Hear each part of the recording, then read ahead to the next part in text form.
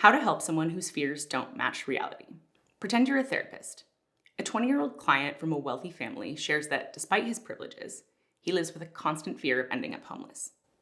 He has a Mercedes, a live-in maid, all of it, but he obsesses over saving money, second-guesses every purchase, and feels shame for how anxious he gets about finances. In fact, in your office, he's so furious with himself for having these thoughts that he literally punches himself in the leg for how stupid he believes he's being. Multiple times a day, obsessively, he tells himself, "You're going to lose everything. One wrong move and it's all gone." And each time he thinks this, he punches himself, again and again. What would you say to this guy if you were his therapist? Multiple ways to help. Here's what I love about this work. There's no one right way to help. You might ask about past experiences that made money feel uncertain. You might explore how his sense of self-worth got tied to achievement or security. You might teach about cognitive distortions. But while he logically knows these thoughts are irrational, the feelings remain powerful. That's because the brain isn't designed to run only on logic. Its alarm systems are highly sensitive, sometimes firing at full volume even when there's no real danger. So instead of treating the fear as meaningless, you might help him see that these thoughts aren't random. They tend to latch on to what we value most. In his case, security, stability, success. As painful as it feels, the fear may actually be his mind's way of trying to keep him safe. Why do we react so strongly to things that aren't life-threatening, like a vague text from a boss or an awkward social interaction? Because our brains are still running on ancient software. Back then, scanning for threats, rustling bushes, shifting alliances, signs of rejection from the group was essential for survival. If your brain missed a threat, you might not live to see another day. If it overreacted, you were just a little more stressed. That survival system hasn't had a major update in 50,000 years. So now, it floods our nervous system not just when danger is real, but when it feels real. This is incredibly common. 94% of people experience intrusive thoughts. Nearly 1 in 5 US adults lives with an anxiety disorder. That's 48 million people.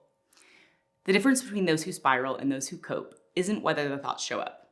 It's how they respond to them. The goal isn't to eliminate the alarm system. It's to learn how to hear it without letting it run the show. Thoughts as alarm bells. So when our client thinks, "You're going to lose everything," that's not just a thought, it's an alarm bell. His nervous system is saying, "You're not safe." We could investigate what set him off, but I'd argue we do something else first. What if instead of reacting, getting angry, punching himself, he just said, "Hey brain, thanks for trying to keep me safe. I've got this for now." No arguing, no shutting down, just noticing. Why this works. Labeling lowers emotional intensity. Naming an emotion can reduce amygdala activity by up to 50%. Thanking the brain interrupts the shame spiral. Gratitude can lower cortisol by about 23%. Not reacting teaches the system the alarm can stop without the emergency action. This is the basis of exposure therapy. And yes, eventually, the panic softens, the shame decreases, and the thought becomes background noise instead of a blaring siren. Eventually, the obsessive loop loses power. Not because it was argued away, but because the mind no longer sees that fear as something it has to control or eliminate. The real measure of progress. Progress isn't flipping a switch. It's rewiring your relationship with yourself.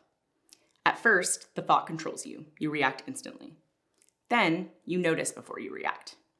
And with practice, noticing becomes enough. The thought passes. It's fleeting. Over time, it may stop showing up altogether. You aren't controlling your thoughts here. You are mastering your response.